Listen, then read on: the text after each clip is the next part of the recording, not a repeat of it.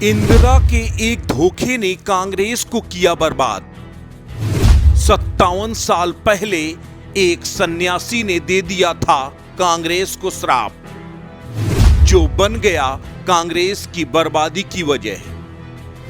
अब प्रियंका बनेगी कांग्रेस की उद्धारक, श्राप से मुक्ति दिलाएगी प्रियंका गांधी। एक वक्त था जब पूरे देश में कांग्रेस का डंका बजता था। केंद्र से लेकर राज्य तक कांग्रेस की सरकारें हुआ करती थी, लेकिन फिर अचानक ऐसा क्या हुआ कि कांग्रेस हाशिए पर चली गई। और एक वक्त ऐसा आया जब लगने लगा शायद देश कांग्रेस मुक्त हो जाएगा।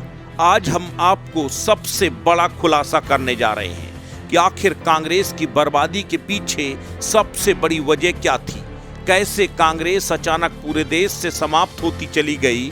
अगर कांग्रेस की बर्बादी की पूरी कहानी आपको समझना है तो आप इस रिपोर्ट को आखिरी तक जरूर देखिएगा, क्योंकि ये रिपोर्ट आपको न सिर्फ कांग्रेस की बदहाली की वजह बताएगी, बल्कि कैसे कांग्रेस का उद्धार होगा वो विकल्प भी समझाएगी। 57 साल पहले एक सन्यासी ने कांग्रेस को ऐसा श्राप दिया जिसने पूरी कांग्रेस को बर्बाद कर दिया। ये कहानी शुरू होती है 1965 से, जब देश में गोहत्या बंद कराने और गोरक्षा पर सख्त कानून लाने के लिए संतों का एक बड़ा आंदोलन हो रहा था। इस आंदोलन की अगुवाई कर रहे थे करपात्री जी महाराज। पूर्व प्रधानमंत्री इंदिरा गांधी करपात्री जी महाराज को अपना गुरु मानती थी, उनका बहुत सम्मान करती थी। करपात्री जी महाराज ने इंदिरा गांधी को प्रधानमंत्री बनने का आशीर्वाद दिया, लेकिन बदले में उनसे एक वादा मांगा।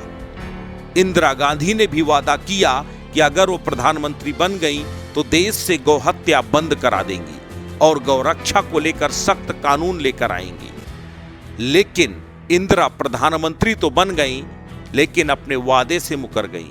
उसके बाद स्वामी करपात्री जी महाराज ने आंदोलन का रास्ता अपनाया और 1965 में संतों का एक बड़ा आंदोलन खड़ा हो गया। 1966 में इस मांग को लेकर सैकड़ों हजारों की तादाद में साधु संत और गौरक्षक देश की राजधानी नई दिल्ली की ओर कूच कर गए और 7 नवंबर 1966 को संसद के बाहर संतों ने पूरी संसद को घेर लिया।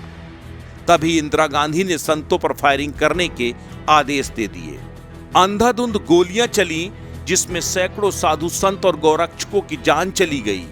कई संत जेलों में बंद कर दिए गए। ये वही दौर था जब तत्कालीन गृह मंत्री गुलजारी लाल नंदा ने इस फायरिंग से कुपित होकर इस्तीफा दे दिया, क्योंकि वो खुद को फायरिंग के लिए जिम्मेदार मान रहे थे। वो वक्त था जब करपात्री जी महाराज ने साधु संतों की शव उठाते वक्त क्रुद्ध होकर इंदिरा गांधी को श्राप दिया था। उन्होंने कहा कि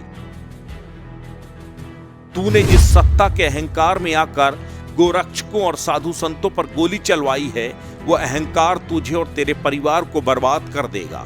जिस पार्टी और उसकी विचारधारा को लेकर तुझे इतना अहंकार है, एक दिन ऐसा आएगा कि न तेरी कुर्सी रहेगी और न कांग्रेसी विचारधारा। गोरखपुर से छपने वाली मासिक पत्रिका कल्याण में इस घटना के बारे में जिक्र किया गया है, जिसमें लिखा था कि मुझे इस बात का दुख नहीं कि तूने निर्दोष साधुओं की हत्या करवाई, बल्कि तूने गौ हत्या करने वालों को छूट देकर पाप किया है।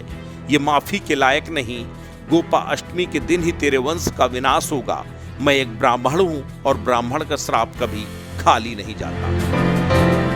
57 साल पहले करपात्री जी महाराज ने जो श्राप दिया था, वो श्राप आज भी कांग्रेस के लिए काल बना है। तमाम कोशिशों के बावजूद संतों की आत्माओं ने कभी कांग्रेस को पनपने नहीं दिया, लेकिन अब कांग्रेस को सांप से मुक्ति दिलाएगी प्रियंका गांधी। विद्वान ज्योतिषियों का मानना है कि प्रियंका गांधी न सिर्फ कांग्रेस को बल्कि गांधी परिवार को भी सांप से मुक्ति दिला सकती है। और अब वो वक्त आ गया है जब कांग्रेस के दुर्दिन दूर होने की उल्टी गिनती शुरू हो सकती है।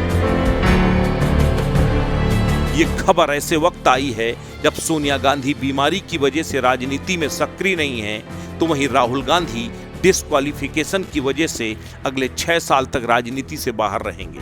ऐसे में गांधी परिवार के पास अब सिर्फ प्रियंका ही एकमात्र सहारा बची है।